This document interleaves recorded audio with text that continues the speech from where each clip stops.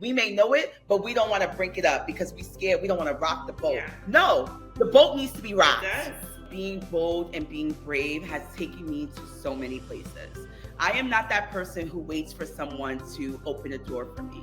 I open my own doors.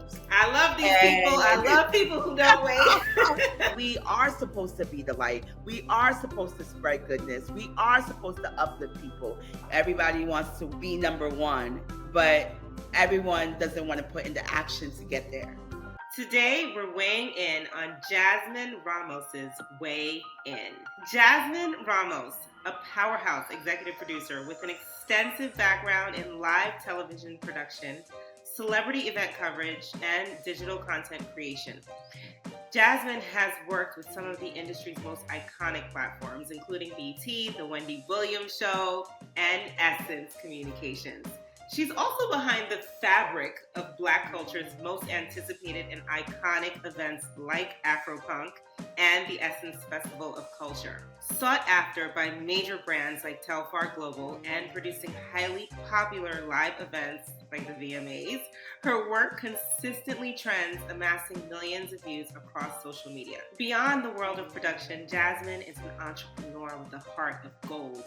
She dedicates her time to her nonprofit, Polished Angels, supporting the elderly in the tri-state area, and she runs her e-commerce clothing brand, Spicy Christians.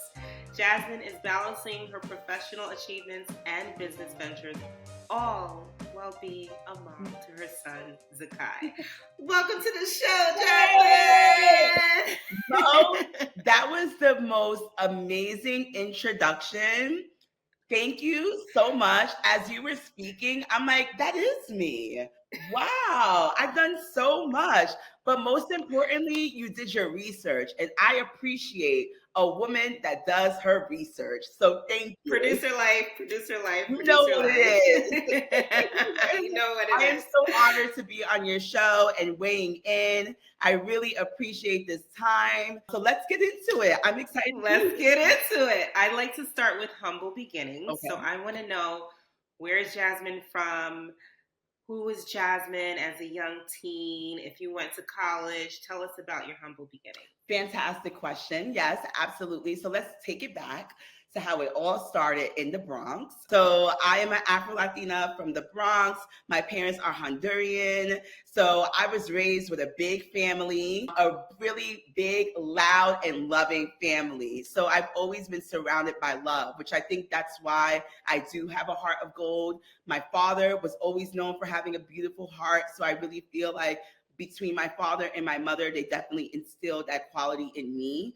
So I always treat everything with love. Back then, when I was a teenager, there were some rebellious ways about me. If you ask my mom, she'd be like, yeah, girl, she was very disobedient. But I feel like as an eccentric, free-spirited person, I had to find my own way, So, growing up as a teenager in high school, I really did kind of experience, ups and downs. A lot of times I wasn't too focused on my studies because I really did want to hang out. It was very popular in high school. I can see you as being popular.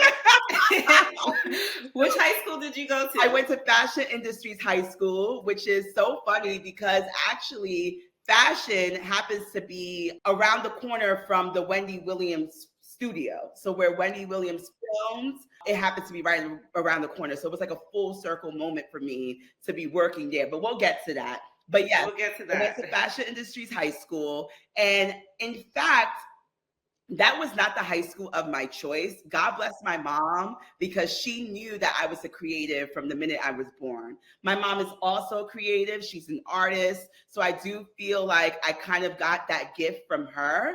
And Excuse me, your mom is also an author. So that's right.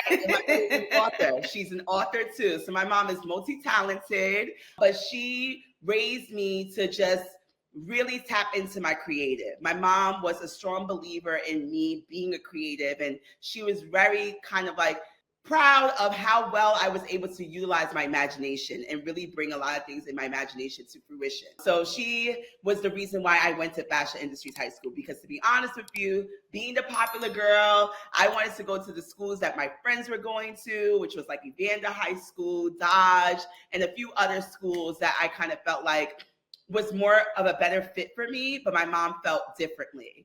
And so she said, you're a creative, you're an artist, you should use your gift and go to a school that's going to help you excel in this area. What made you actually listen to your mom? I have a sister who has teens, and preteen and a teen, and you could say there's somewhat of that rebellious nature at times. Yeah. It's like, what settled you? What made you say, okay, let me listen to mom, she knows best? You know what? I don't think that I had the choice. My mom was pretty adamant about me applying myself and putting a portfolio together to go to Fashion Industries High School, because for that school, you have to present your work. So they give you a list of things that you have to do artistically, do a landscape, a still image, and things of that nature. So my mom was like, here's the list. I want you to work on this with your art teacher. We're going to submit your portfolio, and then we'll work on the next steps after that. After I submitted my portfolio, the school was very interested. So then I had to take a test, and I got in. And so I, was a little disappointed, because out of all my friends, I was the only one going to high school in Manhattan. All of my friends were going to high school in the Bronx. So they're like, just a train ride away. Yeah. So they're like, Jazz is going to school far away. And I'm like, it's only a train ride away. But they're like, girl, how many stops? And I was like, oh, there's a lot of stops. But to be honest with you, I'm so thankful that my mom saw that quality in me and wanted me to apply myself artistically, because applying myself artistically really got me to where I am now. So that's really how it started. It started at fashion. When I was in fashion, I met a lot of cool girls there that were really talented in art and merchandising and just being a model. And then just Manhattan overall, the melting pot. Being around so many people was very inspirational to me. And I believe that's exactly where it really built my character, it really built my personality to be the free spirit that I am today. Love it. So after graduating, did you graduate with any high honors, or what was graduation like for you? So graduation was a little different, because I did not graduate with honors. In fact, during this time, which is okay, you're excelling today, so that's fine. Yes. And I didn't graduate with honors. A lot of my friends were going to colleges that I didn't get into. And so in the beginning, I went to BMCC. And then after going to BMCC, I went to CUNY City College, and that's where I was able to get my bachelor's. So at first I went to BMCC, but the gift in that was a lot of people look down on 2-year schools. And I feel the complete opposite. I believe that sometimes you have a rough start. Sometimes you may not be able to go to where you want to actually be, but you may need to take some steps that's going to help you to further your career or further your journey, whatever it may be. So in my case, going to BMCC was actually a blessing in disguise, because in fact, BMCC has the best communication program out of a lot of other colleges. In fact, and BMCC is Borough Manhattan Community College. Correct, Borough Manhattan Community College. So Borough Manhattan Community College on Chambers Street in the city downtown. It has a very similar communications program to NYU. So the difference is that they have an actual TV studio in the building. So you can really get that hands-on experience. So prior to me even becoming a communications major, I was unsure of what I wanted to do in my career. In fact, I majored in business, and majoring in business was just something for me to do as default, because I wasn't really sure what I wanted to do long term. So I majored in business, not even seeing myself having a business.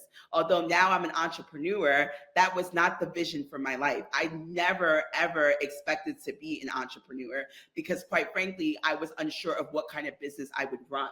And I was in the major. I hadn't taken any classes yet. And I remember being in a speech class, and I was in a speech class, and we had to do our oral report. and we were discussing various topics. This one girl in the class chose to talk about her internship. And she was at the time an intern for the Notorious magazine, which is aging me because I know a lot of people are like, I don't even remember the Notorious I magazine. think it may have You and I are same age range, but what was Notorious magazine? Notorious was a magazine, I believe, that Diddy started, and it only lasted for I think about maybe a year or two. It wasn't on the shelves. Maybe that's why, because I don't. It wasn't on the shelves for long. Okay. But she was an intern for the magazine, and she decided to do her oral report on her internship. So most of the time when you're having, when you're in speech class and there are people presenting, a lot of times they're not really talking about anything that is of interest for you. So you start to tune out, right? But this woman, when she was talking, I started to tune in.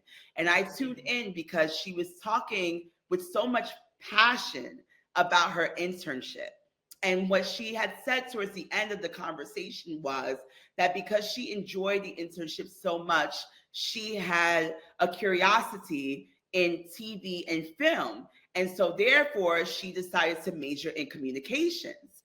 That is the first time I had ever heard of a communications major. And I thank God for that opportunity, because that was the moment where I started to say to myself, communications, TV and film, I need to do that. Yeah. And I remember going to the registrar office right after the class and changing my major from business to communication. Isn't it amazing how something like so small and has an impact and tunes you in? That's when you know, wait, I have a passion for something. Yes. The minute she started talking about it, it clicked for me. I really started tuning in. Oh my goodness, Mo, let me tell you, the minute that woman said that she wanted to pursue TV and film, and I just felt like this light bulb appear above my head, I was like, that's a message for me. Like, and it wasn't something that you were thinking of prior to. I was not thinking about it. It was not on my mind. I wasn't looking for the information. I had no idea. All I know is that in addition to me being an artist, I also had a love for music. I am a big fan of hip hop and R&B. And growing up, my father, would have me listen to the oldies as he was cleaning. And he also had a love for entertainment as well. And one of his favorite things was watching music videos. And my dad was the guy that had a VHS with all the latest music videos that you would play when your family would come over to visit. So, I remember just having that joy in watching, MTV Jams or watching BET. And when I heard about TV and film, that's immediately what I thought about. And so I changed my major and started taking the courses, and I fell in love. And I just could not see myself doing anything different. That's amazing. And so you went from BMCC, which is the 2-year, to what was the next school? To City College. CUNY, okay. And you graduated from there. Yeah. And then you find yourself at BET. I did. Okay, so was it immediately after college, or it was in the middle, actually, because I had done my internship. So as I was finishing up at BMCC, I started my internship at BET. Okay. And how did you get the internship? Was it through school or? No. The one quality about me that I'll say that I'm really happy about is that I'm bold and I'm brave. And being bold and being brave has taken me to so many places. I am not that person who waits for someone to open a door for me. I open my own doors. I love these people. I love people who don't wait. There is girl after my own heart. No. And one thing about me also just being strong in my faith is I'm obedient.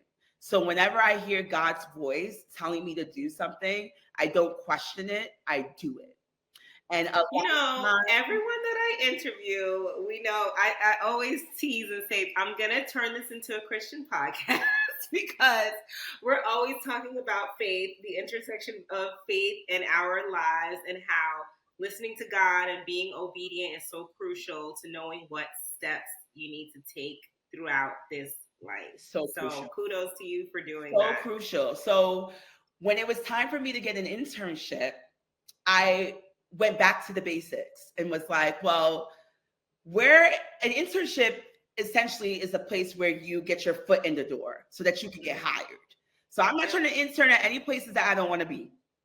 So I was like, I need to intern at a place that I want to be in, that I want to work in. Because a lot of the people around me were doing internships that didn't really spark much interest in them. And I'm like, well, you're doing internships the wrong way. Because why would you spend all this time applying yourself at this internship and you don't even want to work there? So I decided to do the opposite.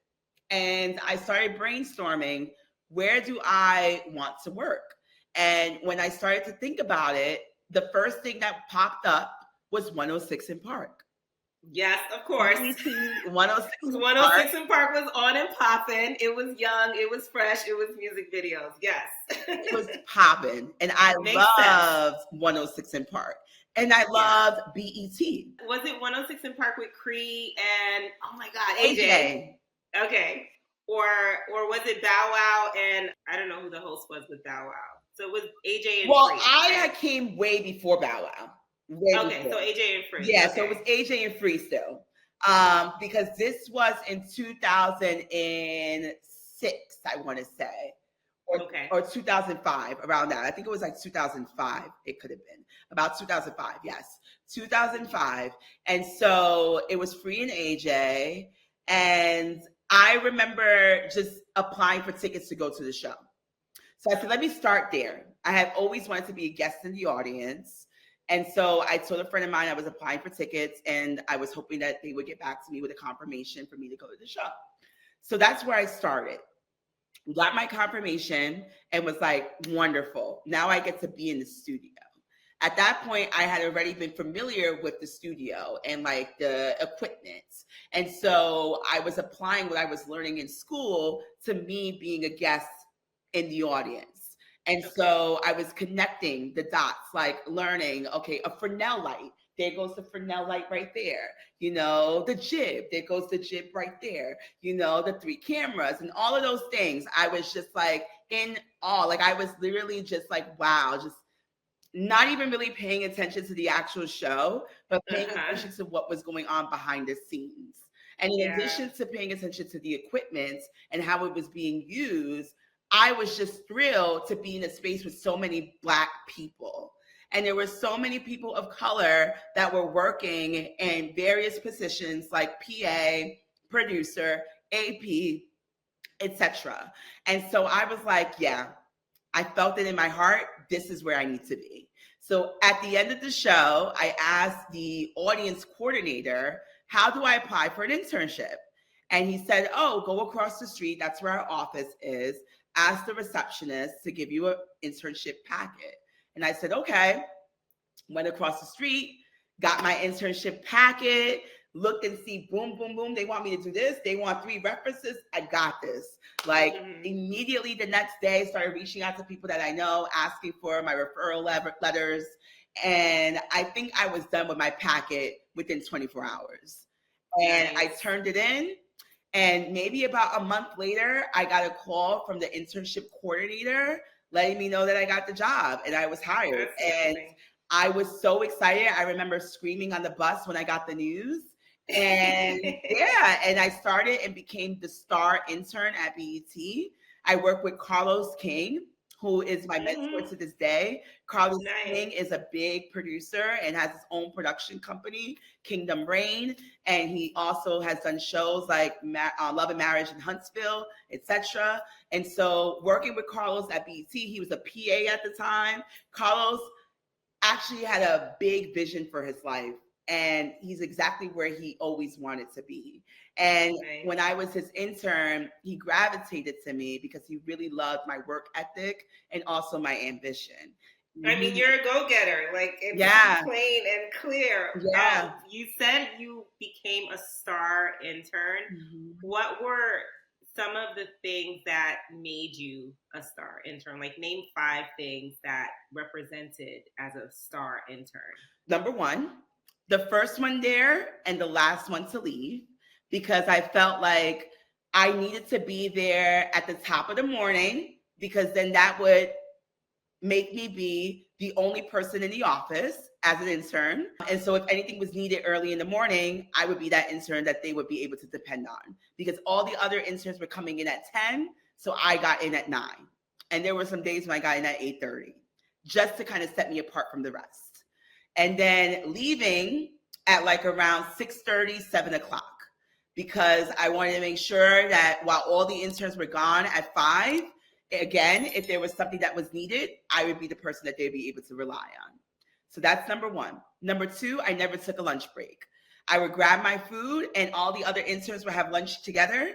And I was the intern. I would grab my food and take it back to the office. Because while they were out there having lunch and having fun, I was like, well, this is the perfect time for me to shine, because I'm the only one here in the building. So again, if something is needed, Jazz is the person that they're going to think of.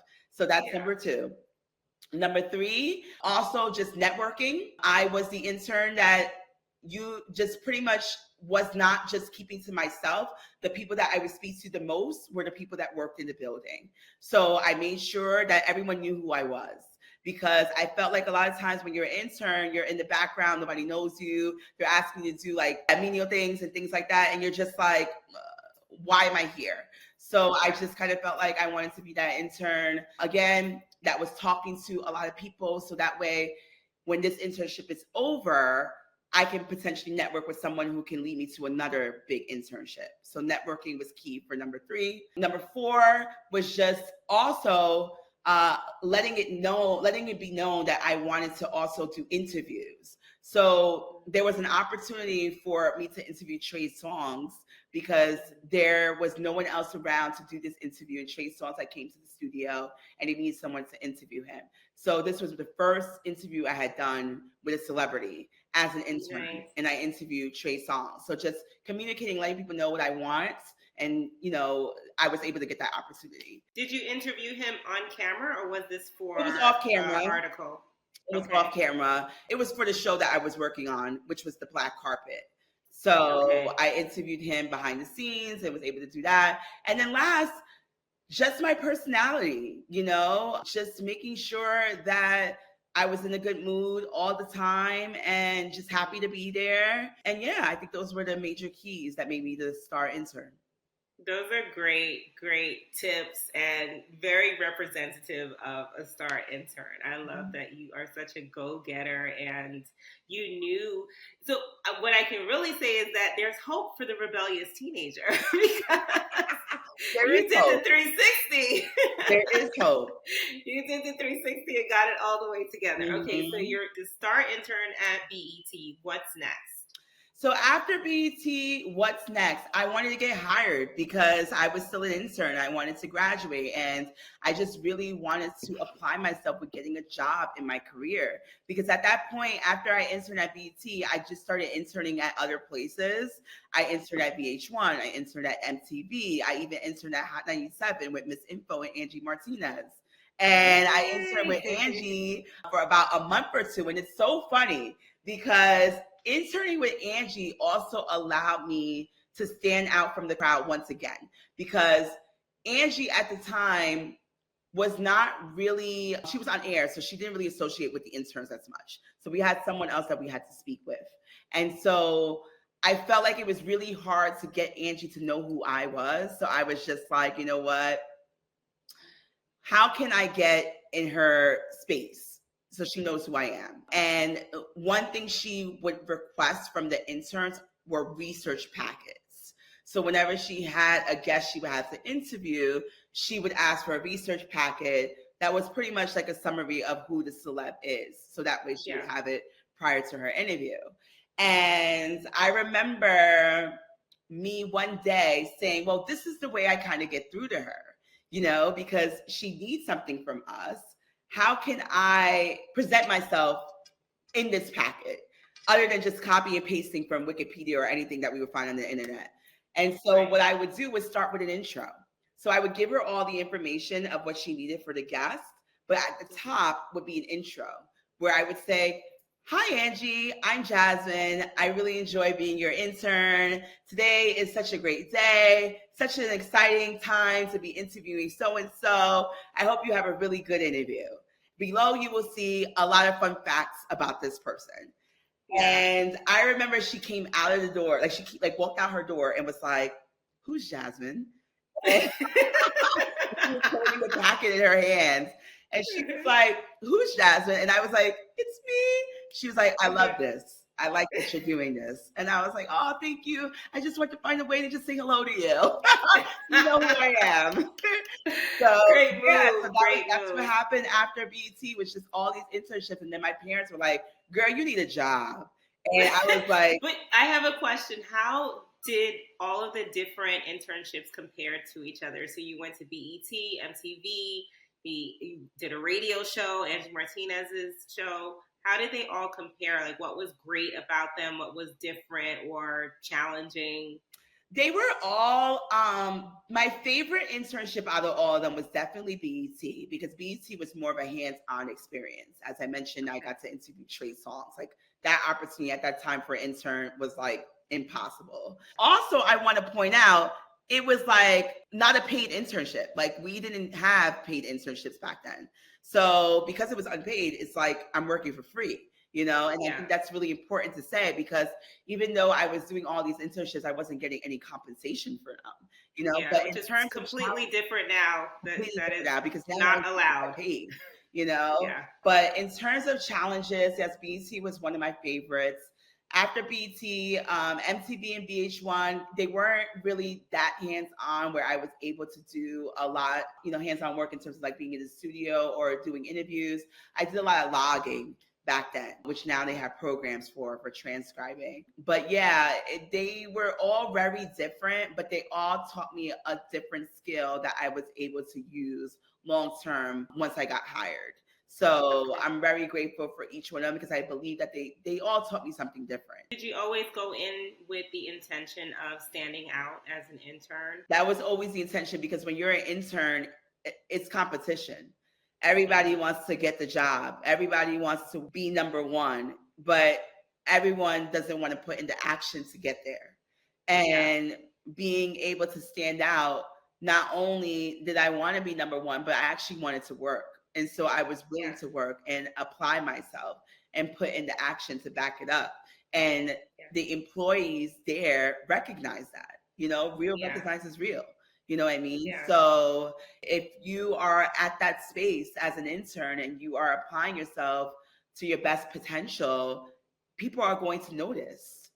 And when people notice, they know who you are. And when people know who you are, you're the first person they think about when they hear of opportunities. For opportunities, exactly. So now your parents are like, "Girl, you got to get a job." Jazz, tú necesito una trabajo. Exactly. Like, this is all nice. You're doing really well as an intern in all these places, but you need to start making some money. I was a receptionist at a country club, but obviously that wasn't my dream job. That was just so I could make a little bit of money, But then again, me being a star intern, I wasn't really working like that. So I was only working on the weekends. And then when it came to school at the time, I was only taking classes in the evening, because I wanted to try to find that balance where I can be able to be there full time, but then still apply myself with my academics. So, it just required a lot of compromising.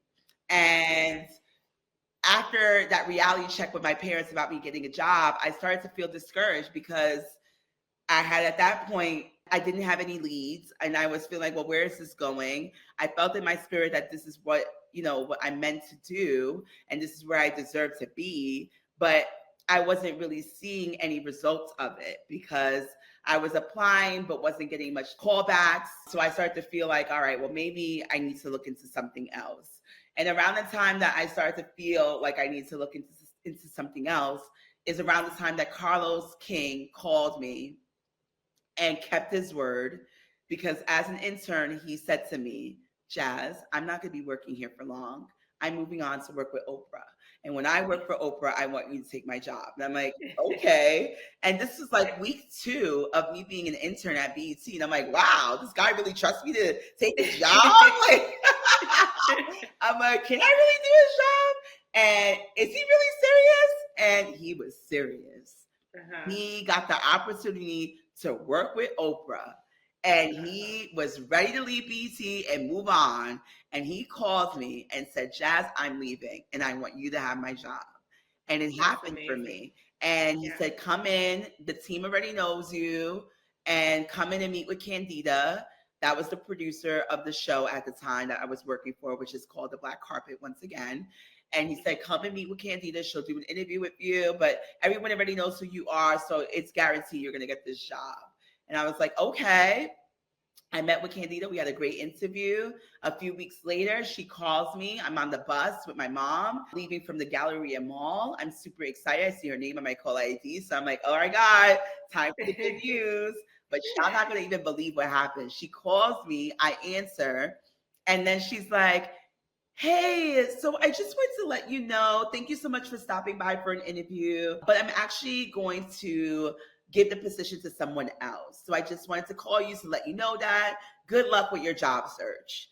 And I was like, okay, thank you. And then I got off the phone. I felt like the whole world was like falling on me. I was just like, well, that's it. It's not meant to be. This was the job that I felt like I really had in my bag. And they just told me they're moving on with someone else. So perhaps my parents are right. Maybe I do need to think about another career and start all over again. From one no, though? From one no, because at the time, I'm glad you said that, from one no, because sometimes, you know, you can have faith and you can have patience, but after a while, it starts to take a toll on you. And that's how I felt, because I was working for free at so many different places. So yes, that one no made me feel like I need to kind of go back to the drawing board, because I felt defeated. I felt defeated, because that was the one place that I knew would hire me, especially from my, internship there and what I poured into that place. I was just like, it's guaranteed that I'm going to get the job here. So when they said no, I was like, whoa, well, I don't really know what's next. And my mom saw my face, because I literally was about to cry.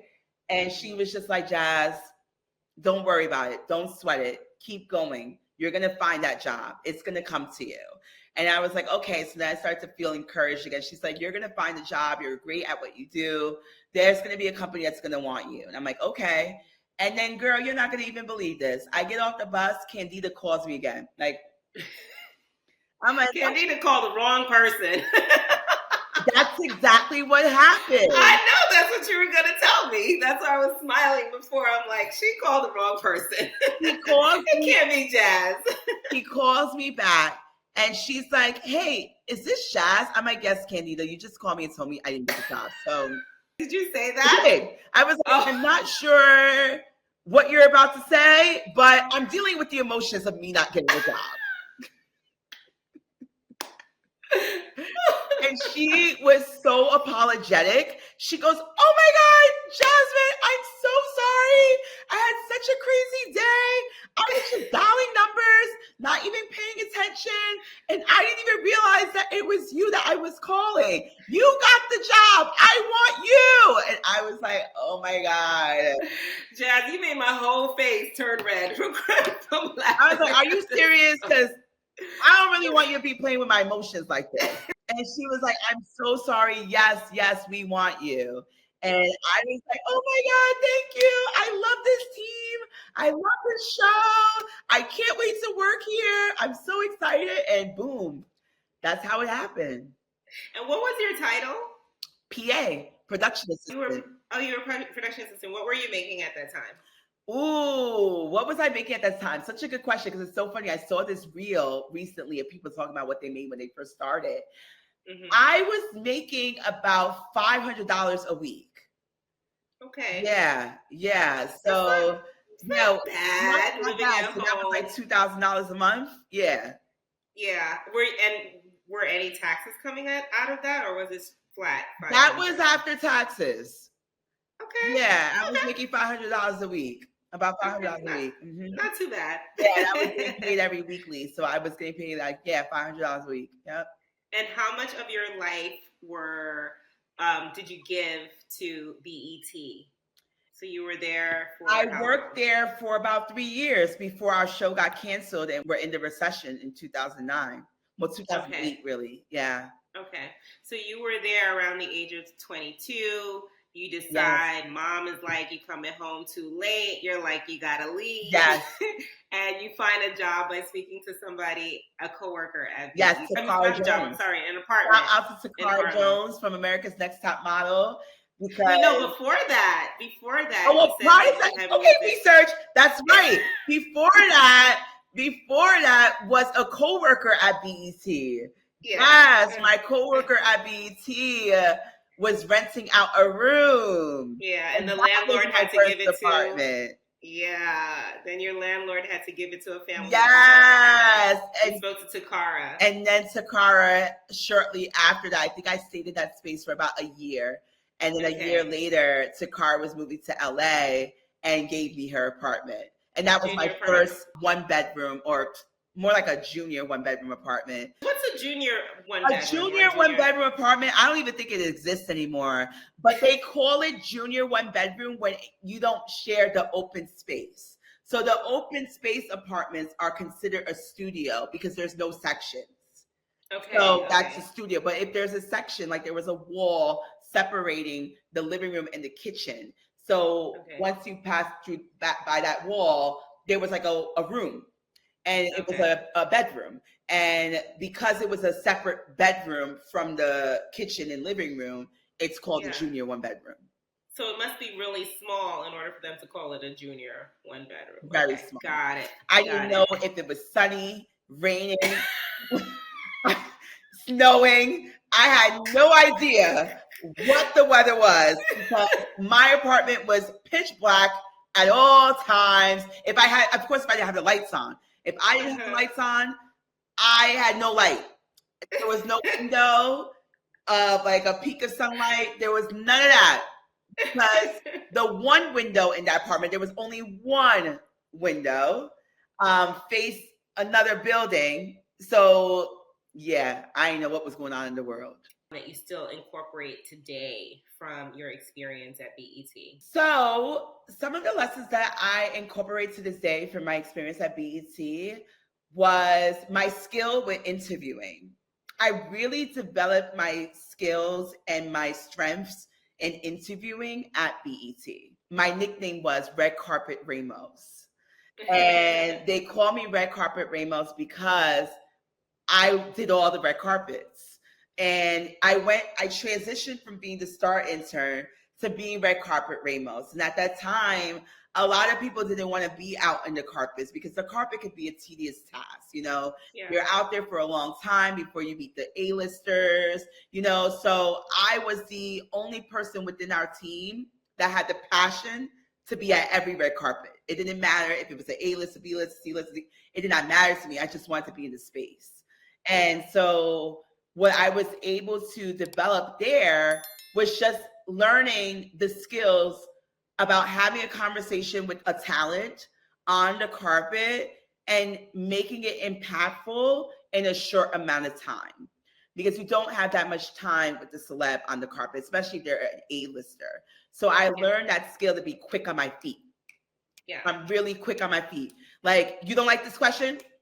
I can come up with another one on the fly. So that's what I learned at BET that I'm able to still apply at my job today. I'm really good with interviewing. And like, even one of my coworkers recently told me that when you're doing an interview, it's so fascinating just seeing how well you're connecting with that individual and how comfortable they feel being open with you. And I'm thankful that she was able to recognize that, because that's exactly what I apply when I'm doing my interviews. It's very important to me to make sure that the talent that I'm interviewing feels comfortable and I give them a safe space. So I definitely learned that at BET for sure. Great. So after BET, you end up right around the block from your high school at the Wendy Williams Show. Talk to us about how you ended up there. Yeah, what an extraordinary experience, I mean, Wendy is iconic. Iconic. And that was so far the highlight of my career. To this day, I still can't believe I was in that studio space for so long and that I had the opportunity to work there. Working at the Wendy Williams Show, as you can see, I'm like speechless because it was just such an amazing moment in my career. And so working at Wendy really allowed me to step into being a producer. And how did you end up there in the first place? So I started working at Wendy because, like I mentioned, when BET started laying off people because of the recession and my show was canceled, I had to rethink everything and figure out what I was going to do next. That's when I started working at weddings, because weddings essentially is production. And I discovered that during that time span. When I was working at weddings, I got a call from a woman that I know at BET. And she was working on a pilot for a show called Rising Icons. And she needed an associate producer. So she hired me. And I worked on this project. It was like a 3-month project. Working on this project, my responsibility was working with post-edit. And so we were working on these stories for a lot of the artists that we were featuring that were rising. And one of the artists we were doing a story on was Chrisette Michele. Chrisette Michele was a guest on the show because we also would have the artists perform. And we would open their storyline with a package, which would be like their backstory. So this package, we needed coverage. So coverage was, we needed B-roll and we needed photos. And so Chrisette Michele around that time was a guest at the Wendy Show. And so I had to go to the Wendy Show to meet with her mother, who had photos that I needed to obtain to bring to the edit. She didn't have digital photos. She only had like hard copies. So we had to take photos of them and then make it digital. So my assignment was to go to the Wendy Show and meet with her mom. I get to the Wendy Show and I speak with the receptionist, tell her why I'm there. And this was like around maybe 9:45. It's a live show. They're live at 10. So I got there 15 minutes before they were live. And the receptionist said to me, you know, we're about to be live, so I can't allow you to go into the green room. You're going to have to wait until the show is over. Normally, me being bold and brave, I would just find a way to kind of like say, no, I don't want to wait until the show is over. We only got 15 minutes before we're live. I'm sure I can get this done within that 15-minute time span. But instead, Spirit was like, be patient. And so I said, okay, no problem. I'll just sit here in the lobby and wait until the show is over. So I sat there, watched the show in the lobby. Once the show was over, I heard this familiar voice going down the stairs. I said to myself, is that Kamar? Because Kamar and I have worked together at BET. So again, back to me networking. A lot of people that I met in production were at BET because I was networking as an intern and even being employed. So I knew a lot of people. So when I heard his voice, he finally comes into the reception area and he's like, Jazz, what are you doing here? And I'm like, oh my God, Kamar, you work here? And he's like, yes. And I'm like, wow, that's so awesome. I'm here because I'm about to meet with Chrisette Michele's mom because I have to get these photos for this project that I'm working on at BET. He's like, oh, wow. And I'm like, you know, but this project is about to wrap soon and I'm gonna need a job, like a full-time job. So if they're hiring here, please let me know. And he's like, okay, sure, I'll let you know. And I was like, okay. About maybe 3 weeks later, Kamar calls me. And this is around the time that the show that I was working on was wrapping. And so he calls me and he's like, hey, Jazz, you still want to work at the Wendy Show? And I'm like, yes, of course. He's like, well, I'm going to just be honest with you. It's hard. It is hard. He was like, it is nothing like BET, okay? Daytime television is completely different. So I just want to let you know what you're about to get into because it's hard, right? So emphasis on the word hard. He was just letting me know that I'm about heavy on the hard. He was just letting me know I'm about to get into something that's completely different from what I have experienced. And so I'm like, listen, I'm up for the challenge. Put me in. What do you need? He's like, all right, send me your resume and I'll forward it to the team and then I'll let you know what they think. I'm like, okay, send him my resume. He's like, okay, they're interested in having an interview with you. I'm like, amazing. I had my interview. I went in. I was so excited. I was so prepared. And I met with the producers, even the executive producer, with the co-EP. And after my interview, I could tell that they loved me. I could tell that they were really happy to speak with me, that they could tell that I could do the job, but most importantly, they really enjoyed my personality. So I knew that it was going to lead to something good. And I left the building feeling confident that I got the job. So when I left, I was on my way walking to the train station. I get a call, and it's the executive assistant to the EP. And he was the only person that I did not speak with. But after I left, they spoke to him, and they spoke so highly about me that he was intrigued that he wanted to meet me. So on my way to Columbus Circle to get on the train and go home, his executive assistant, Alika, hits me up and is like, hey, are you still in the neighborhood? And I'm like, yeah, I was about to get on the train. She goes, oh, okay. Well, do you mind coming back? The EP wants to meet you. I'm like, sure, I'll be there in like less than 5 minutes. I start sprinting. I go back. And I'm like waiting for me to speak with him. And then I walk into his office. He's like, I just had to meet you in person because we've been interviewing a lot of people, but you're the only person that everyone's been speaking so highly about that I just had to see for myself. And I'm like, oh my God, that's so exciting. He's like, yeah, he's like, you're just so bubbly. You're so fun and you're so good at what you do. We definitely want you to be a part of the team, but let me just figure some things out. And we'll get back to you and let you know if it's confirmed. And I'm like, okay, sure. And then maybe a week later, I got a call and I was hired. And they hired me. But here's the key I want to say.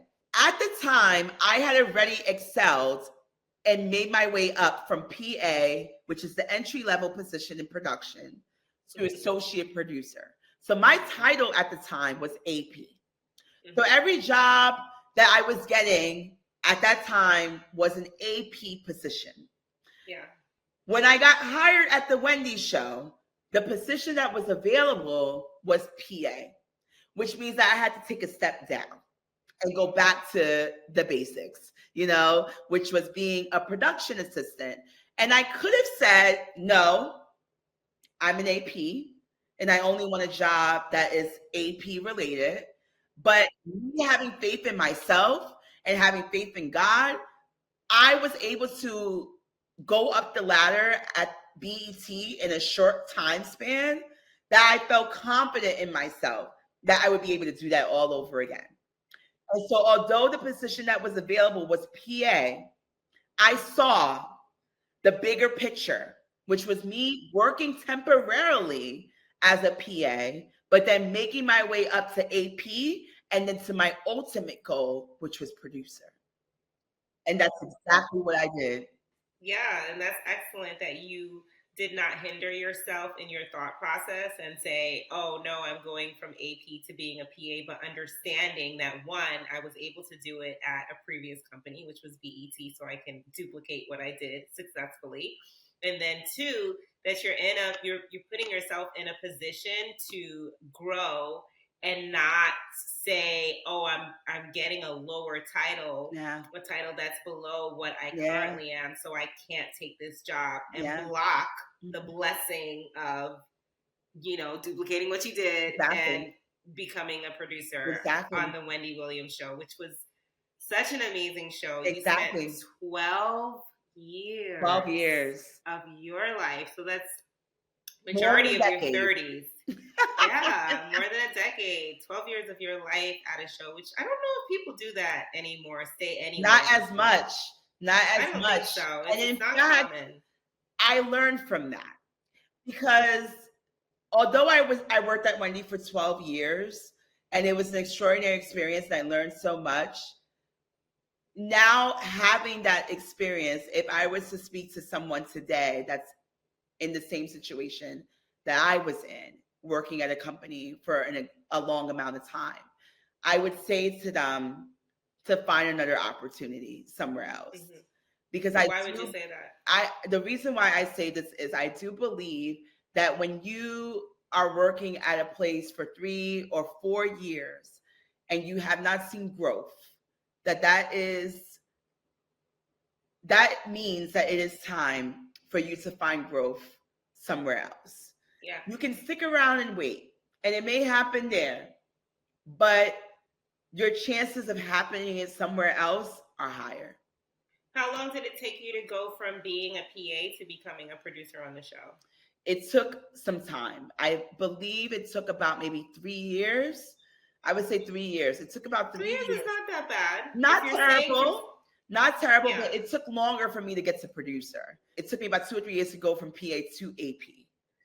And then after being an AP to producer, that's where it took a little bit longer. A longer span. Yeah. And it took about, I would say, maybe 4 years and a half or something. Were you frustrated at the amount of time that it took, or did you stand? I had my moments where I was frustrated. When you're in this industry, everyone has a different experience. And you'll hear stories from people who have been able to move from AP to producer within a year, within 2 years. And you'll actually see it happening to some people. And then it's hard for you to see it happening around you. And then you feel like it's not happening for you. And that's the moment where I feel like you're tested the most. And that was the moment where I felt tested, because I felt like I was more than qualified for the position. I definitely was producing stellar segments that were definitely getting the ratings that it needed to get. But for some reason, it was just taking a little bit longer for me to go from AP to producer. And it took about 4 years. Politics, you would say? Is it I say it's politics. It's a little bit of everything. If I had to say one thing, I would definitely say it's politics, you know? Okay. And then applying to become a producer, is it just because an opening is available, or are you saying, hey, I want to be a producer, so anytime there's an opportunity, please consider me for the position? How exactly does it look? So every situation is different. In this case, there was not an opportunity for a producer per se, but there was a void. And because there was a void in having someone that was producing fashion segments. So for example, here's what happened. At Wendy, my boss at the time had also started as an AP. She started as an AP, Talia Parkinson Jones, who's now a big producer at the Hoda and Jenna show. So when I worked with Talia Parkinson, she was an associate producer. And when she got her promotion to producer, I was able to work on her team as an AP. In fact, that's around the time that I got my promotion from PA to AP. As an AP, or okay, that's when you got your promotion. Okay, got it. So when I got my promotion for being a PA, and in fact, I started as a PA for 2 producers. For the most part, when you're a PA, you're working with 1 producer. Working with 2 producers, I started a trend because I did it so well that then they expected this from all the PAs. Like, you're not only gonna work with 1 producer, you're gonna work with 2 producers. Jazz already they don't know and conquered. They don't know that Jazz was different. Jazz was bringing in a different kind of standard. Everybody she conquered working with 2 producers. Now everybody gonna have to do it. Everybody can do it, exactly. I was a PA for 2 producers. Then I got my promotion to AP and started working with 1 producer, and that was Talia. Talia was a producer, and her role as a producer at Wendy was producing celebrity segments and fashion segments. When Talia got her promotion from producer to supervising producer, she was no longer producing those segments as much. So now there's the void. She's no longer producing fashion segments. And now we're not producing fashion segments as much because now Talia has went up the ladder, and now Talia is thriving as a supervising producer. Now we no longer have fashion segments, but we know that there's a need for them. So I stepped in and said, I want to be a producer. And I worked very closely with Talia that I am more than capable of producing fashion shows and demos. And I can do it because I've been working under her, and I know now what it takes to be a fashion producer. And not only just working with fashion, but also doing demos and also doing celebrities. So overall, I just know what it takes to be a producer, and I know that I'm more than qualified for this position. Yeah. And I remember mentioning it first to one of the supervising producers, and then her agreeing with me, but I felt something in my spirit like I still had to prove myself. And I feel like a lot of times in my career, I'm always having to prove myself. Yeah. You know, I do pray one day in my career I won't have to prove myself so much. Oh, are you still feeling that way now in your position? I feel like in some ways I do have to like prove what I'm capable of. I can't wait to get to the place one time where people know what I'm capable of and I won't have to really prove it as much. What makes you say that? Is it because you have to petition to do something? Yes. Okay. Yes. Okay. That's why instead of someone saying, Jazz, we want you to exactly. Want you to do this. Exactly. Okay. That's why I say that. Because I feel like I have to petition myself to get to where I want, you know, where I want to go. Right. And so in this case at Wendy, although I had already had the conversations of me wanting to be a producer and wanting to take that next step, I wasn't sure how much they were going to consider me for the job. And because I had that little doubt, I wanted to secure that. I wanted to turn that doubt into confidence and feeling confidence in the fact that when they do decide to have a producer working in this area of fashion and demos again, that they will automatically think of me. So because I wanted to build that confidence within myself and also with them, I decided that I would take an extra step. And I actually did a presentation. And before I did this presentation, I remember speaking to Talia about it. Like, hey, you know, I already told Jason and Suzanne, because those were the co-APs at the time that were able to really make this opportunity happen for me. I was like, you know, I spoke with them. They know what I want, but I feel like I still need to do a little bit more.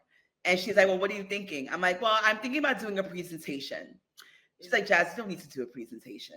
And she's like, if they're going to promote you, they're going to promote you. You don't need to do a presentation. And I'm like, I hear you, but I feel like I need to do a presentation. And here's why. Because she's right. They were going to either promote me or maybe they weren't going to promote me. But in my head, and what Spirit said to me was to do a presentation. And if I am disobedient to that voice and they don't promote me, I'm going to feel like, why didn't I do my presentation? Listen, it's either or. So it isn't really going to hurt you if you do the presentation. So I felt like I'd rather do the presentation to have a peace of mind so that if the opportunity does not happen for me, at least I know I did everything in my power to make it work. Exactly. And I don't have to ever wonder, what could I have done to secure this job? Right. So that's something to this day that's how I think, that's how I operate. I'm going to do everything in my power to make this work. Right. Whether somebody thinks it's a great idea or not, because at the end of the day, the idea I have nothing to lose, right? The Spirit was speaking to you, exactly. not to Talia. Exactly. And I did my presentation, and I may have been the first person who ever approached their promotion this way, but I did it. And guess what? They were shocked. They were impressed. I was thorough. I went through all the seasons that had been there. I had like a poster board that broke down season 1, season 2, season 3, all my accolades, everything that I was able to accomplish, the segments that I brought to the table, the ideas that I pitched. I went down the list. And I had even my purple cards, just going down the list and also letting them know what I did and like how this performed and what the ratings were. And how it performed so well that we're now making it a franchise. What are the purple cards? So purple cards, at the time we call them purple cards, but they're usually called blue cards. But because Wendy, you know, was different from any other talk show, she had actual purple cards. But in production world, it's known as a blue card because they actually are blue. And purple cards are pretty much just a card that has your notes. Just has your notes, which helps the host stay on track. So it has like the bullet points, the talking points, and various things on there that helps them with their interviewing or whatever it is that they're doing for whatever particular segment that they're working on. So essentially it's just a guide. And so that's what I had, my notes to keep me on track on what are the areas and the points I want to get across about why I deserve this promotion. And how many people did you present to? 2 people. It was Jason Gable and Suzanne Bass. And what are their positions? They were co-EPs at the time. Co-EPs, okay. And when I presented it to them, they were like taken aback because no one has ever went this hard for their promotion. Even when I emailed them, I emailed to start the conversation of us setting up the meeting. They were like, oh, you want to meet with us about your promotion and why you deserve to be promoted to producer? I said, yes. Yes, I do. Yes, I do. I have a presentation that I would like to present to you. So please let me know when you're available so that we can go through it together. And I came there with my board. I love my board. I spread it out. And I was like breaking it down. And they were super impressed. And I got my promotion about maybe a month after that. Excellent. Hey, that's great. And then I got promoted to producer, and that I skyrocketed. Being promoted to producer at Wendy, I really got into my producing bag, and I really learned how to work under pressure because I work for a live show. Yeah. And when you're working for a live show, there are no mistakes. You are able to have a rehearsal before the show starts, but once the show starts, it is what it is, you know? And I'm able, because back to your question that you had about BET, like how I'm able to incorporate some of the skills that I learned at Wendy today, that's one of them. Being able to work under pressure. I could produce anything in a matter of seconds. You tell me what you want, I got you. Seconds, it's done. You need people, I got you. Right. Now I'm just people. I have people who deliver. Right. That's a producer. You want an idea? I got you. And I don't just have an idea. I got ideas that actually go viral. You know what I mean? So that's because of what I learned at Wendy. Wendy was just a straight shooter. She didn't have time for any like bull. And Wendy gravitated to me, you know, because she saw my gift. She saw my work ethic. She saw my hustle. She saw my ambition. And she loved that about me, you know, and we had a great relationship. You know, Wendy is an icon in the media world. She's the queen of media. Did you have any anxiety when you first started working with her, knowing who she was? You said you used to listen to her in your Walkman, taking it back, Sony Walkman, and knowing who she was as a radio host who had a lot of artists had a love and hate relationship with her. Like, what were you feeling at the time? And then I want to go into what your actual bag became when you became the producer. No, I was nervous working for Wendy because I knew if Wendy liked you, you're going to know. And if she does not like you, you're going to know. And I was worried that she was not going to like me, you know? And that is what gave me some anxiety working under her, because when you're working as a PA, you don't work very closely with the host. You know, there's a buffer. There's people that you have to work with, you know, so you're not directly working with them. Yeah. And as a PA, I wasn't working directly with her. So when I first got my assignment to produce Ask Wendy, which was as a PA, I was given that opportunity to produce Ask Wendy. I had to brief her. And it was my first time actually being able to speak with her directly. I was nervous. I was like, oh my gosh, you know, I don't know if she's going to like my briefing skills. I don't know if I'm talking too close. I don't know, you know, like just everything I was thinking about. And I was just like, okay, well, you know what? I'm just going to be me. I'm just going to be me. And we'll just see what happens. And me just being me worked in my benefit, because the first time I produced her Ask Wendy segment, I was able to brief her.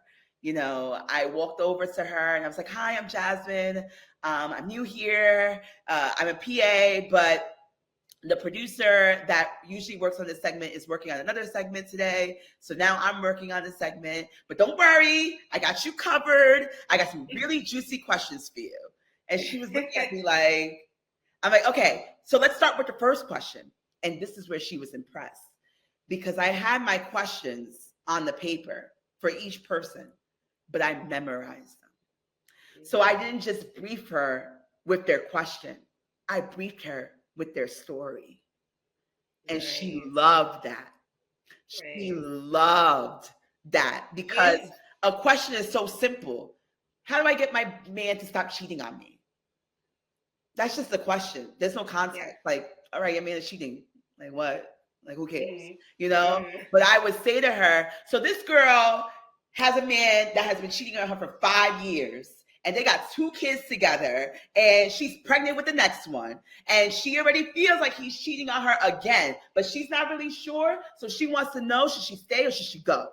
She's like, what? They got 5 kids? You know what I mean? She was eating it up. Give that extra context. That extra context. Yeah. So when she would go on stage with them and hear their question, she knew their whole story. So that's what made my segments different from all the others. And because I was so good at that, everybody else started following suit. I started setting the trend on how to produce Ask Wendy. They weren't giving the participants their questions beforehand. Before I stepped into the picture. They would just have those people go on camera that have never been on camera before and ask their question. And they're like, fumbling. She don't want to hear all that. Right. We want to hear people. And there's also no time on live television. And there's no time on live television. You got people on camera fumbling. Right. I'm a producer. How dare I have people on camera fumbling? I'm not about that. How they perform is a reflection of me. You knew the assignment, Jazz. You knew the assignment. How they perform is a reflection of me. So I started doing that, and everybody started like, "Oh, she watching me." Like that's the story of my life. Watching me, like, "Oh, she doing. Oh, she's helping them with the questions. Oh, taking notes." Okay. Yeah. You know what I love that you said? You did have some anxiety going into meeting Wendy and having to brief her. But you said, well, all I can do is be me. And I think I always say that be prepared and then be yourself. And I think those 2 things are always important because, one, who are you walking into the room as if you're not being yourself? You're doing yourself a disservice. But then 2, know your stuff. Just know your stuff, and that will help with your, you're walking in with confidence, and then you got to do your part by knowing what you do your homework. You were at the Wendy Williams Show from its nascent stages, right? So I want to talk about live TV hiccups and wins. You already did mention like whatever happens once you go live is whatever happens. But what are some of the things that happen behind the scenes that are hiccups that we don't know about watching the show that you can tell? Just like 1 or 2 things, major things. Okay, well, one thing was I remember producing a segment for Black Friday. And that day I had about 3 segments that I was producing. I was producing Trendy at Wendy and Ask Wendy, a giveaway at the end of the show. For Ask Wendy, at the top of the segment, we were talking about a particular product that was available for a discounted price for Black Friday. This product was a Polaroid camera. I was able to foresee that this Polaroid camera was not going to work on live TV. During rehearsal, I had informed the art director to mark the camera so that she knows where to press the button to take the photo. And I also told him that he should have it ready, that when she takes the picture and presses the button, that the film comes out automatically. So test it out, because when I tried it during rehearsal, it didn't work so smoothly. Okay. So that's a red flag for me, because now I don't want her to be on camera with this camera that's not working. So when it was time for my segment and they were handing in the prop, which was the Polaroid camera, it was not marked like I asked for it to be. So at that point, I don't have time to mark it. And the art director is responsible for marking and taking care of the prop because they're handing in the prop to the talent. So all you have to do is just inform the art director how you want the prop to show up. So I had already done that, but I guess it was a busy morning. He may have forgot to mark it. So when we were live, she makes an attempt to take a photo and no film came out and it wasn't working. So that was a hiccup because I had already saw that happening, tried to find a way to avoid it from happening. So it basically looks bad for Polaroid, and they've pretty much already paid probably for that segment because it's an ad segment. Right, it's an ad segment. So it looks as if it's not working. And so Wendy's not trying to sugarcoat it. She's probably like, this doesn't work. Like, it's not working. That's exactly what she said. She's not going to play it off and sugarcoat it. Yeah. She's like, this ain't working. And what's your question? You know what I mean? And I was like, oh my God. So what does that mean for the actual company at that point, whoever the person point of contact So usually is? when things like that happen, you would just have to do a pickup or you would have to redo it in another segment. Okay. So because it's, branded content, we definitely need to make sure that we're speaking on the product the way the brand wants us to represent their product. Sure. They give you talking points, they give you do's and the don'ts, which they also call the watch outs. Mm-hmm. So like, for example, if Polaroid only makes blue cameras, they don't want you talking about a black and a pink one. Yeah. So that would be a watch out. Mm-hmm. So when you're talking about the camera and you're sharing talking points, you don't want to say, oh yes, and this camera comes in various colors like black and pink. Mm-hmm. That's a watch out because they only come in blue. Yeah. So, when something like that happens, because obviously we're human and things happen and it's a live show. Mm-hmm. So you have to be prepared for that. It's not ideal for those things to happen because they want it to go smoothly the first time around. But if there's a hiccup, like the camera not working, then we would have to pay it off later on in the show. Got it. So that means that now when we're saying our goodbye, that's the perfect opportunity to bring that camera back and say, oh, you know what? I was having challenges with using the camera earlier to Ask Wendy, but I figured it out. Yeah. All right. Well, we got to go. See you next time. You did the figure it out just like Wendy. You need to do how you doing? That sounded a lot like her. You were around her for 12 years. I'm sure you picked up, when you're around somebody, you pick up some things from them. What's something special between the two of you that you've never shared publicly? I know. Oh my God! Yeah. Give me a second.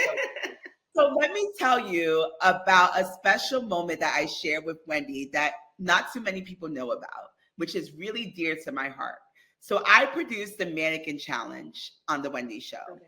And I received a lot of naysayers that did not think that it was possible to do a mannequin challenge with a studio audience. But I believed and trusted my vision and I fought for it. And I said, we can do it. It's going to work. Let's just try it. I convinced the producers, like the EPs and the co-EPs, to allow me to work my magic. And right before we did the challenge, I briefed everyone, I briefed the audience, and I briefed Wendy. I said, this mannequin challenge, the most important part is for you to be still. Be still, stay in this position, don't move for at least the first 20 to 30 seconds.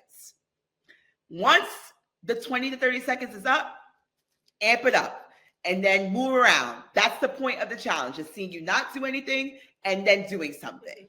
So we did it in one take.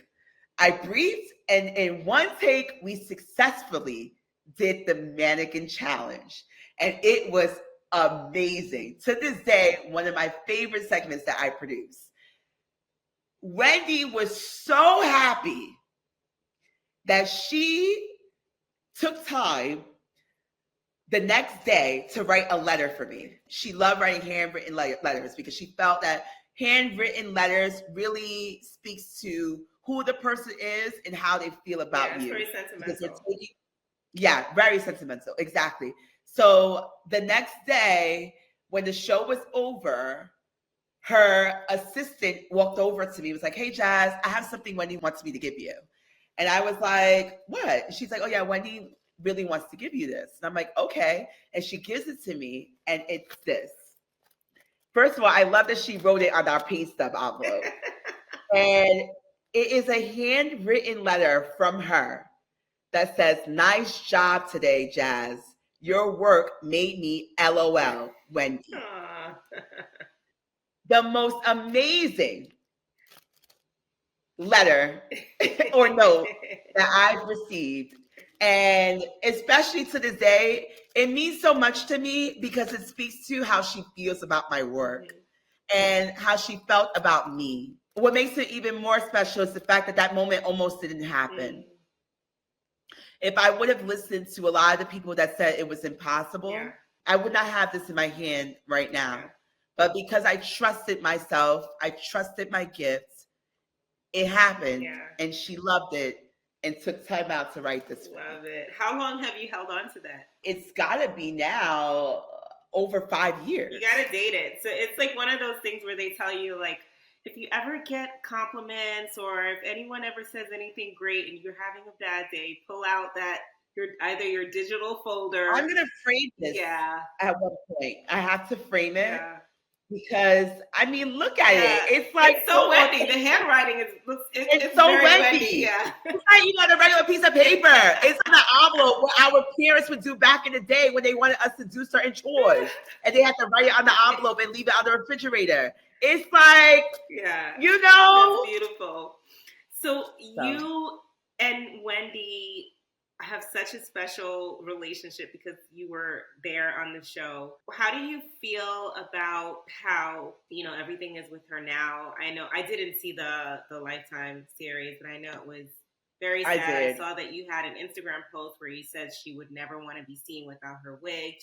Just say briefly, and are you still in contact with her? I am not still in contact with her, which breaks my heart because I would love to be able to just speak to her, for her to hear my voice. Even when I made my decision to leave the Wendy show, Wendy took time out of her morning on a live show at 9:50.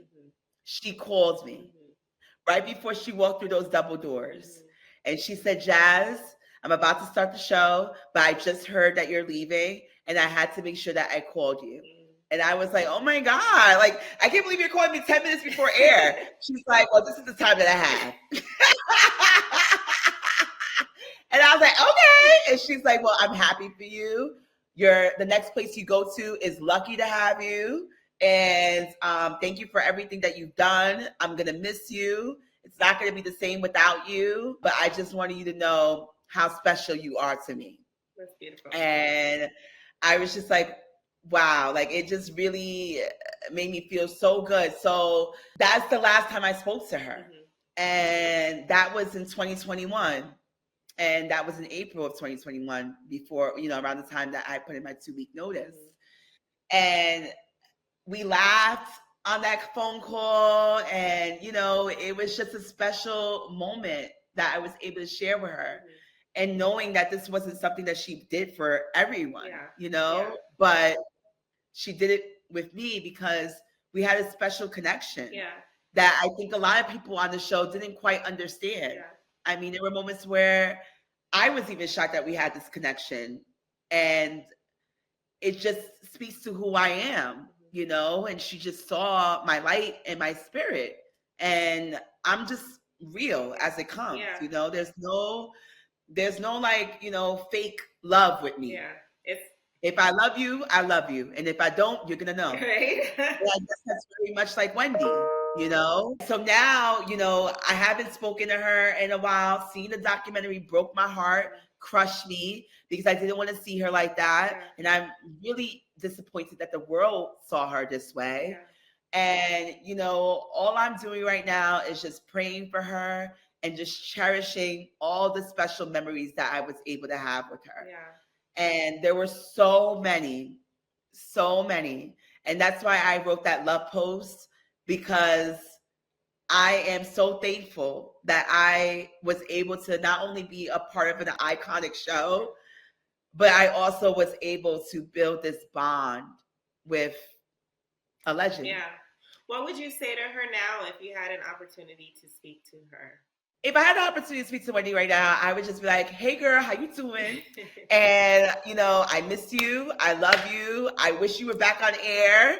But you know what? I think that this is the perfect time for you to just sit back and accept your flowers and just be grateful that you worked on a show that you used to call the little engine, that could. And we did not think that show would last past the pilot. And it did. It was a great show. We didn't think the show would last past season 1. And it did. And we made it to 13 seasons. Wow. You did that. It was such a good transition for her, I thought. When I first saw it, I was like, oh, this is such a great move for her. She'll do great in this, And till this day, Wendy, daytime has not been the same. You did that. And people are still trying to copy what you put out there. And they're still unable to do it as successfully as you did. You did that, Wendy. To this day, when things happen with entertainment, people are in the comments like, what would Wendy say? Right? We need Wendy. We need Wendy, yeah. Because Wendy did not sugarcoat anything. She was real, you know? And that's something I really appreciate about her. And that's something that sets her apart. You know, in this industry, there are so many people who are phony, you know? You can see that and you can feel it. Mm-hmm. But with her, despite everything else, you know, she was, of course, not a perfect person. We all are not, you know, but overall, she loved what she did and she was passionate and she worked her butt off to get to where she is, well, where she was at that point. And so have you now. You put in your 2 weeks. Did you have another job set up or? I did. Okay. I did because I would not have put that in. You know, but I did have a job. Was it Essence? And the job was Essence. Okay. Yeah. And I got hired at Essence in 2021 as a supervising producer. Nice. So this position has allowed me to lead. Yeah. And now I've recognized my gifts and my skill and my capabilities to now be an executive producer. Mm-hmm. That's my next goal. Wow. Because for a very long time, I didn't see myself as an EP. Mm-hmm. I felt like there were so many other things I needed to do to get there. Yeah. But I'm here. Yes, Jazz. So when you went from being a producer on the Wendy Williams Show to now a supervising producer with Essence Communications, what is the change in zeros on the check? Well, there's a big change. Okay. I definitely am making more than I have in my career. What's your range? So if you can share a range, because the thing is, I always say that people never really discuss salary, and that's the reason why they don't. But I won't share the range because I'm still working there now, and I don't know if they will want me to disclose that information. Okay. But if I was not working there, I would share it with you 100%. But because I'm still employed, is it 5 or 6 figures? I would just say it's somewhere around there. Okay, that's fine. What were you, as a producer at the Wendy Williams Show, where were you? What was the range? The range as a producer at the Wendy Show was around, not so close to 5. Okay. But not far from it. Okay, got it. Yeah, the thing is, like, people never discuss salary for whatever reason because they don't want people to know. Yeah, but when you actually get at the table and you have the opportunity to negotiate a salary, aside from whatever Google research you do, it's good to know that, hey, I can actually ask for this. You know, so I think that's why it's always good to talk about it because it is. And you know what? Really quickly, I'm going to tell you a quick story about why it's important and why I'm happy that people are being more open about what they're making. Yeah. Because when I was working at Wendy and we were on hiatus, we were working on a pilot for the Jerry Show. Mm-hmm. And I, in fact, have never told anyone this. I actually was going to do a story time. But we were working on the Jerry Show. And the Jerry Show is Jerry O'Connell. He wanted his own talk show. So Denmark Mercury gave him the opportunity to have a pilot. So I worked on this project as a producer. When it was time for us to sign the contract, what they offered me, I felt was not correct. And I normally never ask anyone what they're making. But to your point, it's important to receive that information because then you know if they're lowballing you or not. Yeah, absolutely. And so I felt something tugging at my spirit to ask my colleague what was he offered for the same position that I would be working in. Mm-hmm. And I also had been in the company a little longer than him. So I wanted to know what was his offer because I just felt like my offer was not matching that. Mm-hmm. And it took so much out of me to ask him because I almost was hesitant. It's like taboo. People are scared. It's very taboo. I was scared to ask him. But we were close. And so I, said to him like, hey, I'm about to ask you something that might be unethical. But at the same time, I feel like it's important for me to ask you. And you can either tell me or not. Mm-hmm. If it makes you uncomfortable, that's fine. I'm not going to force you to give me this information, but I just want to know, what were you offered? And he was offered 10K, and they offered me 9K. And I was like, oh no, this ain't right. This ain't right. So I was like, thank you so much for being honest with me. Yeah. And I felt really sad because I'm just like, I have done so much here. You know, I've been here longer. In fact, I trained him, you know, like, what's $1,000 and you guys more? are offering him more than me? Yeah. Like, what's that about? You know, and I spoke with the owner of the company and was just like, hey, this was the offer I received. And I know that there are other people offered more. So I want to understand, why am I being offered $1,000 less? Yeah. And he was like, oh, let me get back to you and look at the numbers. I'm like, okay, please do that. I didn't disclose who gave me this information. I just was like, this is what I know. And I want you to know. And that's what they don't want people to do. They don't want people to actually talk. They don't want people to do that. And it took a lot of guts for me to even do this. And that's growth. And that's me stepping into my womanhood and my adulthood to have those conversations. Because a lot of times we may know it, but we don't want to bring it up because we're scared. We don't want to rock the boat. Yeah. No, the boat needs to be rocked. Why is he being offered more than me? So did they get back to you? Did they get back? Oh, yes, they did. Okay. Oh, yes, they did. And the man that had given me the offer, when I had told him that I wanted more, and he said there was no room in the budget for me to get more. And I was like, nah, I know he's lying. So that's why I asked my colleague. And when he gave me that information, I was very professional and respectful. Yeah. I wasn't like rude about it, but I need them to understand I know my worth and y'all not about to lowball me. Yeah. So when I spoke with him and said, like, I just know that other people are being offered more, and I just want to have a better understanding on why I'm being offered less. And I would love for you to explain that to me, especially when I'm working on the highest rated segment, which is Ask Wendy. And I'm also working on a segment that brings in money to the company, which is Trendy at Wendy, which is branded content. And it brings a lot of money into this company because, you know, we thrive and strive off of integrations. So I just want to know why I'm being offered less. And he was like, well, let me go back and look in the numbers, because he didn't have an answer right away. And he was also caught off guard. Yeah. He started fumbling his words, like, oh, I'll get back to you. He didn't get back to me, but a week later, the man that had given me my offer got back to me and was like, so we're going to give you 10K. Oh, are you now? I don't want the job. No, just kidding. Okay, great. I'll sign. Good. Here you go. Good. Thank you. Okay. Yeah, I mean, yeah, that's why I'm heavy on the, you know, what's the range? What's the salary? Can you say your numbers? Like, I'll say my numbers. It doesn't matter to me, because I do feel like it helps you to have more confidence when you're sitting at a table. Even when they do give you a number, there's always an opportunity to negotiate. And you have to do it at the moment that you know that they want you. That's the time that you have to do it, because then you'll lose it afterwards. That's the time. Yeah. That's the moment that when you got the role as a supervising producer at Essence, did you negotiate, or did you take exactly what they were offering you? To be 100% honest, I took what they were offering me. Did you want to negotiate? I did not, because I felt like it was more than I asked for with my conversations with God. So I took it. Okay.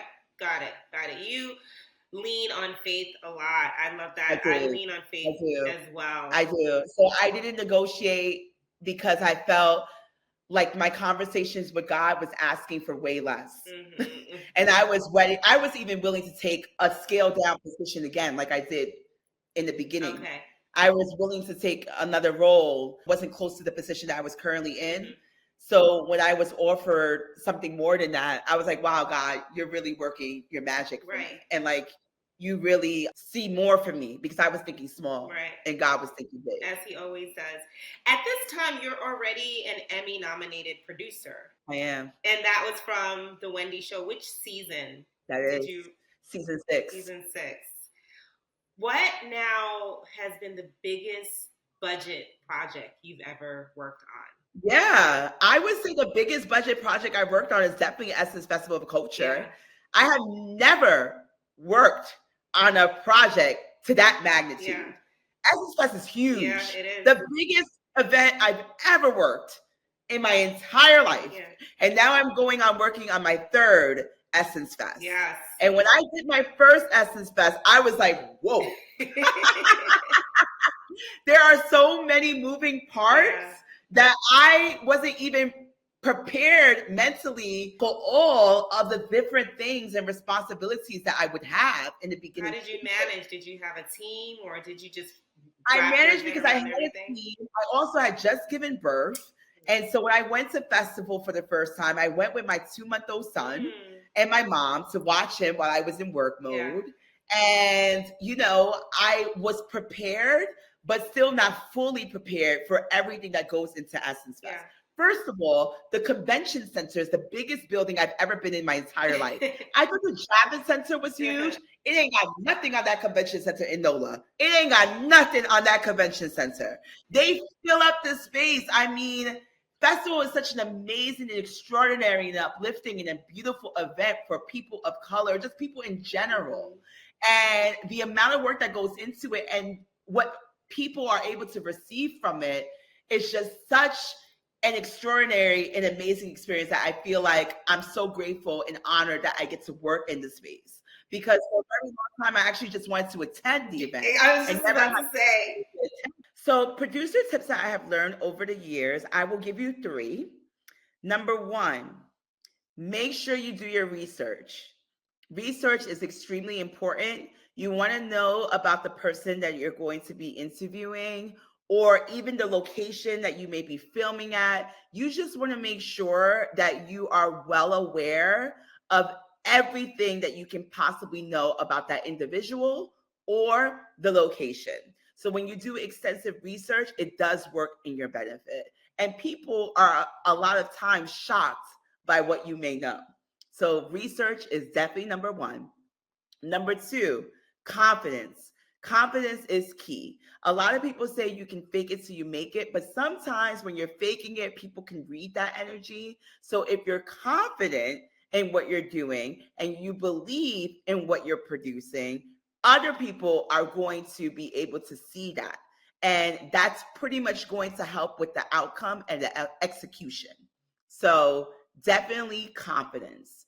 Number 3, make sure if you are off camera and you're interviewing someone that they repeat their question in their answer.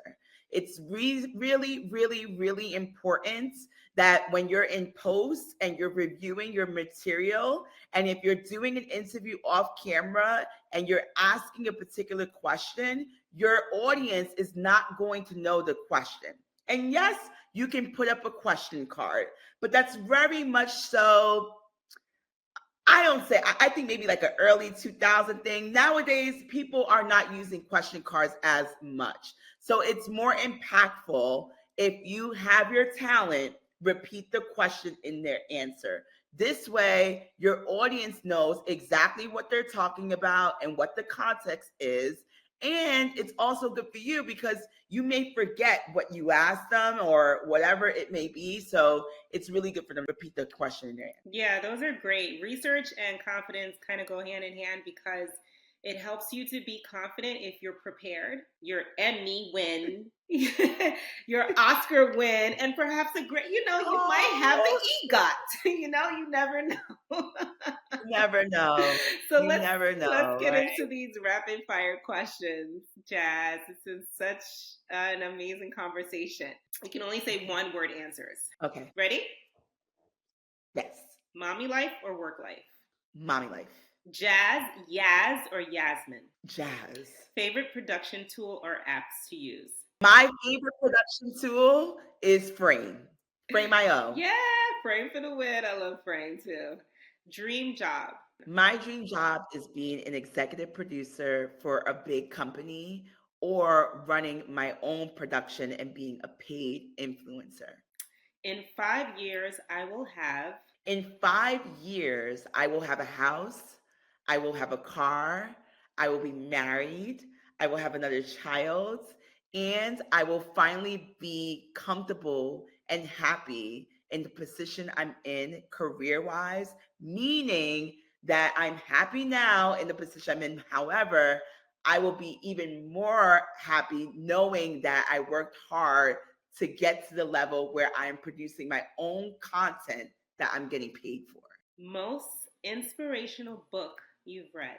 I will have to go with The Alchemist. Good one, good one. Favorite song to relieve stress? I Need More, a gospel song by Shekinah Glory. Your favorite person to watch live on Instagram? The Hood Healer. Movie you'll watch over and over again? Purple Rain. What makes you happy? Spending time with my family.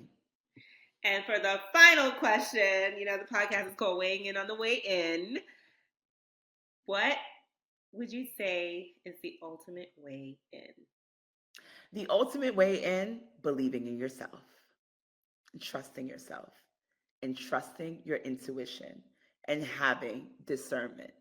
Because a lot of times the Holy Spirit is going to tell you what's right and what's wrong, and you need to believe it and tap in. Tap in. Thank you. Yes.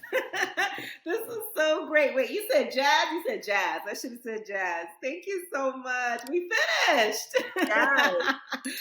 Okay. This was amazing. I know.